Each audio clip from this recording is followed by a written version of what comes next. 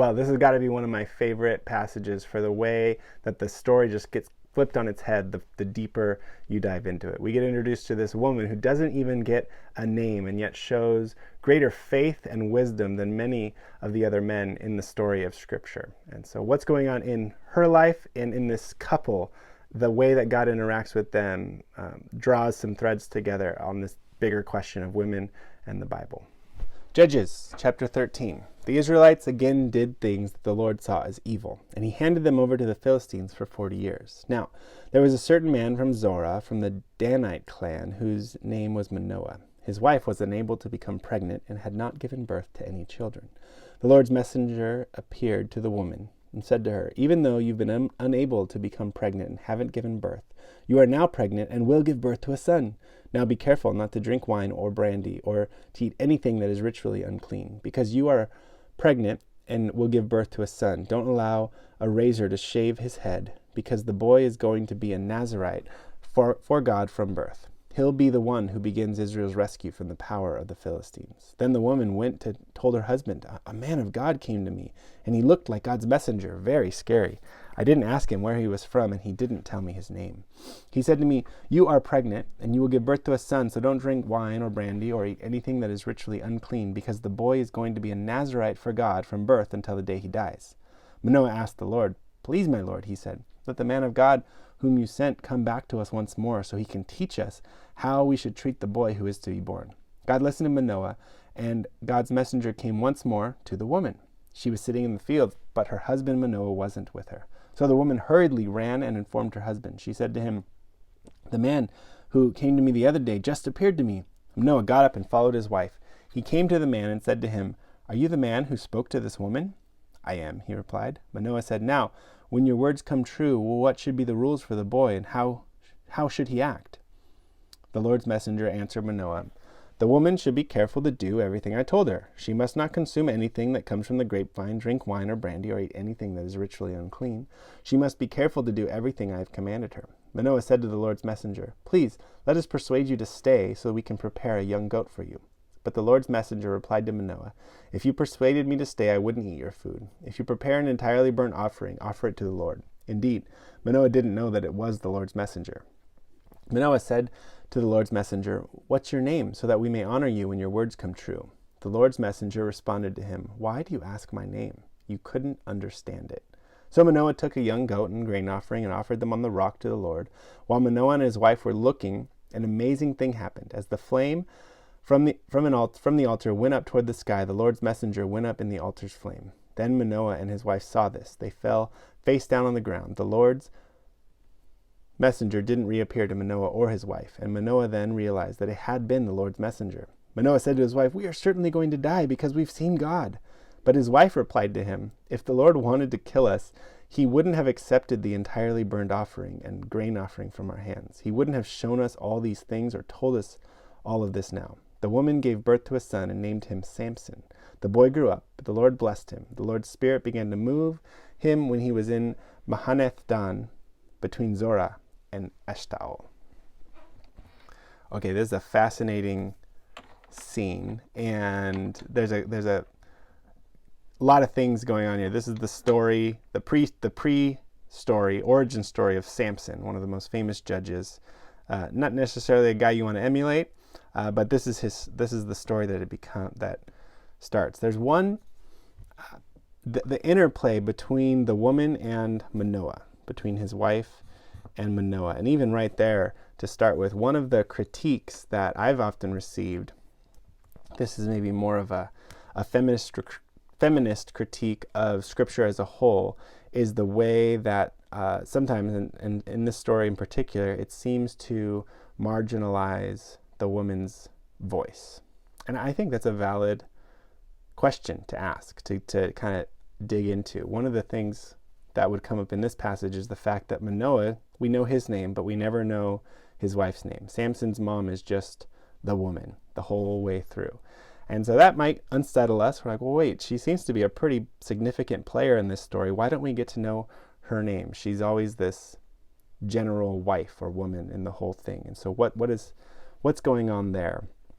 And here's what I want to start with. The reason why I chose this passage, and we read the whole thing because sometimes you just can't break it up.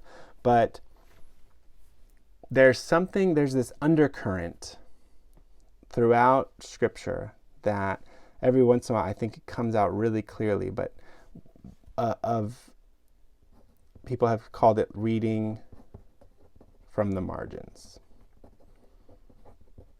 So while on one glance through, it seems to reinforce a cultural perspective that the women are not as important, or that any group of people that are on the margins typically, that are not as powerful, are not as respected. And here you have the fact that his wife doesn't even get a name.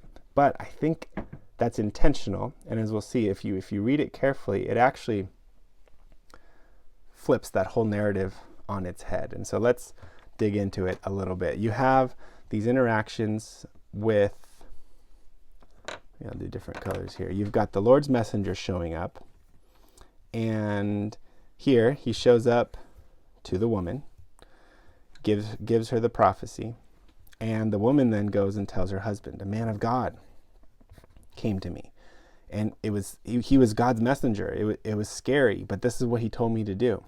Okay, and Manoah tries to ask the Lord. I'll choose a different color for Manoah. Manoah talks, Lord, can you please send that guy back? Because I want to know exactly what he heard. It seems like he doesn't really believe his wife or something. He's saying, well, I got to hear it from the source. And then here, God listened to Manoah by sending the messenger back to the woman again. And so the woman gets the message without Manoah there and hurries and runs back to Manoah again. And so Manoah finally gets to talk to the God's messenger face to face and asks him the exact same question. And the answer he receives back is, I think there's just a lot of humor in this whole thing. He says, well, I already told her. He says, what are we supposed to do with the boy again? And how should he act? And the Lord's messenger says, well, I already told your wife. Just listen to her. What are you asking me for? And so here there's another great moment where Manoah says he didn't know that it was the Lord's messenger. And then he asks the Lord's messenger, what is your name, so that we may honor you? So already you're seeing a couple things. The woman seems to have already known who this man was. He knew he was a man of God, one of God's messengers, right? Manoah still doesn't believe. And then he asks, what is your name? And the Lord's messenger kind of gives him this reply, well, why would you ask my name? You couldn't understand it. Or other translations say, it's too wonderful for you to even know. So I'm not going to tell you my name. Why would you ask my name? She has a little bit more respect. This was a man of God. It was God's messenger. I didn't ask him where he was from. Manoah's like, I need more information. And the woman says, I didn't even ask him. He didn't tell me his name. So then they both fell down on their face when they realized that this really was Yahweh's messenger. He goes up in the sky in the smoke and the flame of the sacrifice. And then there's one more interaction where Manoah says, oh my gosh, we're certainly going to die. We've seen God. And I love his wife's response where she says, well, wait a minute. If the Lord wanted to kill us, he wouldn't have accepted the entirely burnt offering, the grain offering, and he wouldn't have shown us all these things or told us all of this. She's like, wait, Manoah, you're being silly. He wouldn't have come to us so many times giving us this word that this son that is about to be born is going to be this great redeemer of Israel. Samson's going to grow up and in the strength of the Lord vanquish the Philistines. He wouldn't have told us all these things if he just wanted to kill us. Stop being afraid. And so in so many ways, and there's a lot to unpack here. One, but we're clearly meant to compare Manoah with his wife. The way that the wife responds to the Lord's messenger throughout shows an incredible amount of faith. And the Lord even intentionally goes to her at least twice without the husband even present. There's something going on here where I think going back to this idea of reading from the margins, it's like the narrator and God are intentionally flipping the narrative. The normal privilege-based narrative would be the women don't get a voice because they're not a part of the story, and God just deals with the husband the whole time. And yet here, that whole thing is flipped on its head, and God continually and consistently deals with the woman. She clearly is an example of great faith. She has great faith. She kind of understands what's going on. She understands that this is God's messenger when Manoah doesn't. She doesn't even try to ask his name or where he's from. Manoah does. And when Manoah thinks that they're all going to die, she goes, wait, that doesn't make sense. That's not who this God is. And he showed up to us for a reason, not just to kill us. And so she has greater wisdom and greater faith than her husband in this whole thing. But we get back to that question, why doesn't she ever get a name? Why is it just the woman, his wife, the woman, the woman? And then I realized it's interesting, what we see here is that this woman in the story stands parallel with the angel of God, right?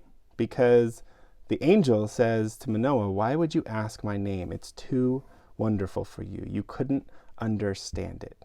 And so the two characters in this story who don't get a name are the angel and the woman. Manoah gets a name, but he's kind of a fool the whole way. He's bumbling and he has no faith and he's messing everything up. But the woman is set in parallel with the angel of God. And so it's like this undercurrent of, okay, sure, ask the question.